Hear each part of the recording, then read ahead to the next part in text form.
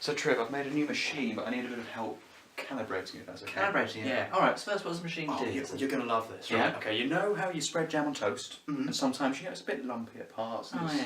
It's not bad, but, it's a bit... Yeah, it's not ran even out of jam. Yeah, okay, well, yeah. I've created this machine. Uh-huh. You put Clever Cracker Square jam into like a pot. You don't need to know too much about the structure, but basically it fires these jam particles through, and it fires it out and sort of covers the toast in an even spread of jam. Perfect for your everyday breakfast needs. So what calibration do you need then? Well, it comes out at an angle, right? Otherwise it'll just keep going and get all over the wall, and Jill will get really angry. That'd be bad. So it has to come out at an angle, but I'm having to struggle. Basically, I need a formula for the angle that I can just input into the machine, so it'll do the right angle and put the toast at the right distance. So it'll land perfectly on the toast and not like next to it. Can you do a brief blueprint so I can really know what I'm getting? Yep, every blueprint should be in blue. Yeah, that's an important thing. People don't often know that about blueprints. They think, oh, blue paper, but no, actually, there's just so much writing on there. It looks like blue paper. Exactly. That's the thing. So okay, jam particles. The machine readily does this. I've got all this ready. Right? Yeah. It splits up into jam particles, and everybody knows. Yeah. Okay. Jam particles are slightly positive, right? Oh, of course. Yeah, everyone knows they're charged. So you can think of it as a positive particle. like £2. Yeah. And Clever Cracker jam is not £2. It's cheaper. No, it's cheaper. So you can Well, buy the alternatives. And it's going through Right. an electric field like that. Okay. Right. So it goes through, right? And then as they go down as that's the direction positive field things And go. here is your toast, and it lands perfectly on the toast. Yeah. Problem is, Yeah. if this wasn't here, it would keep going, right? Yeah, and hit the wall here, and then you'd still get very angry. Yeah. Yeah, especially if you walked in the door at that point. Yeah, because that's the door. That's. And so what we need to do is we need to work out theta here, so Yeah, the angle that it comes down to get onto the toast. Oh, okay. I see. I see. Okay. Right.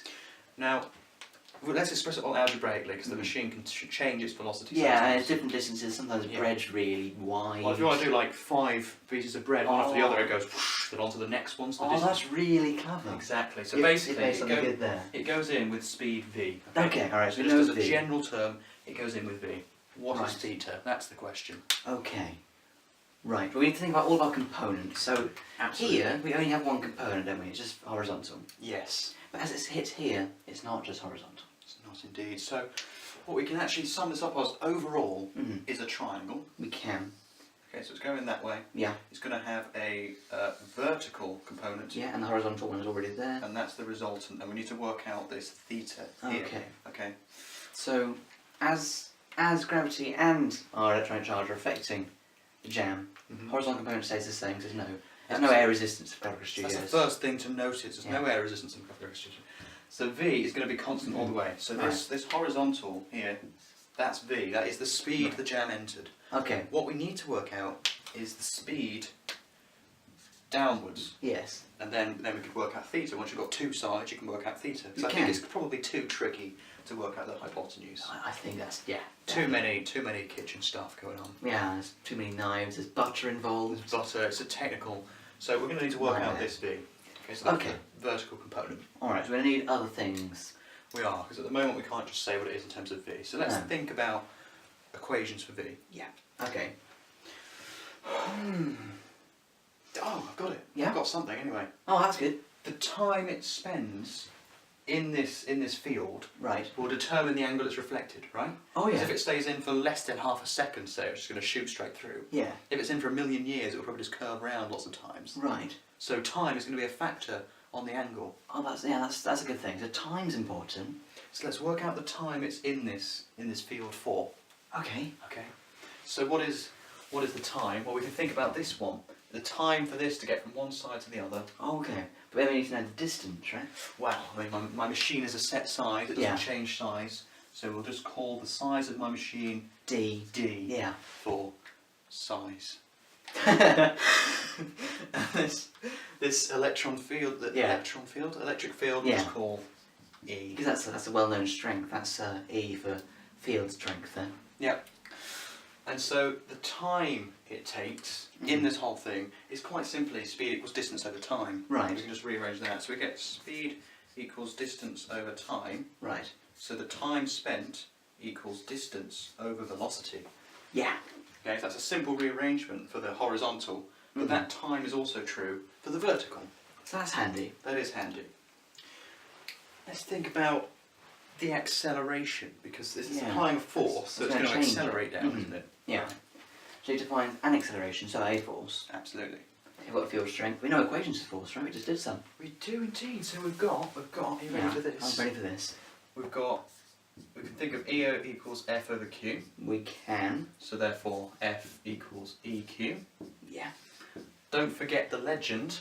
F equals MA. Yeah, that's an important thing in all life. Yep. I mean, all jam has the same mass. Yeah, that's just well known. Go on, Well guys. known.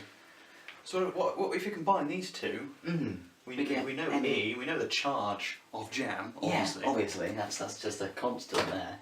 So we can get the acceleration of it Mhm. going downwards Yeah. is EQ Over m. over M. Yeah, that's good. That is good, isn't it? Yeah. So we got that, We've got acceleration. and we got t over there. We've got time. Right. Now, what is acceleration times time?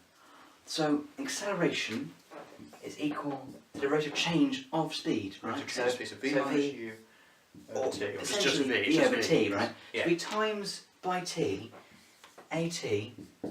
Oh, by George, that's v. What are the odds of that Oh, happening? That's what wow. I'm trying to work out. So So, that's handy. A, E, Q over M Mhm. times our time it's in there for, Yeah. D over V, will equal our velocity, which Yeah. is EQD over mv. MV. So that's a vertical component. Absolutely. It's So quite a hefty vertical component. It's It's- nice to do a little bit of trigonometry, and we can get our thing. we can indeed. So that's quite a big nifty thing for the vertical That component. is a very big nifty thing, the vertical component. So now we have our opposite opposite and and our adjacent. So we're going to use tan here. Right? Yep. So tan Tan. theta Are you ready? Yeah. equals opposite over adjacent by our rules. Mhm. I'll let you right now. Oh, okay. Thank you. That's right. So we have our EQD over MV over our V there. Yeah. So EQD over MV over V is the same as EQD over MV times 1 over V. Yeah. That's how fractions work. Thank you. I know you know, it's okay. Don't worry. There's other people. I was thinking for the Alright. yeah. EQD over MV squared is going to equal tan theta. So the angle that the jam is reflected through is 10 to the minus 1 Of all of that. EQD over MV squared. So I'll type that into my calculator. Yeah. Oh, the computer's Yeah, calculator. the next time do that. And we can have toast every morning. Oh, that's amazing. This is such a good thing. Now, it's worth mentioning for you Yeah. that although this was completely ridiculously, stupidly ridiculous, It is really helpful. it is. Because Kind of. this sort of thing, this sort of application, because often, often your equations you use at the end aren't equations in your formula, No. but you combine stuff. You bring everything from AS and A2 together And to in solve a this ridiculous example- problem you've never ever solve again. Yeah, I mean this one we've never used in any other example apart from this jam fiasco. It's jam fiasco. And so it's just like your exam when some stupid space thing you don't care about happens. Or Jim buys like 3 tons of bean sprouts and puts them under a charges them. solenoid, you know, it's Yeah, stupid. it's so silly. So it's just like this. Yeah. The point of this video was you can have a ridiculous scenario and use pretty simple maths, Mm. but altogether there's a lot of error there. There's quite Yeah. a few marks in our jam creation. Yeah. So look out for Clever Cracker Square jam on the supermarket shelves. That'll be there.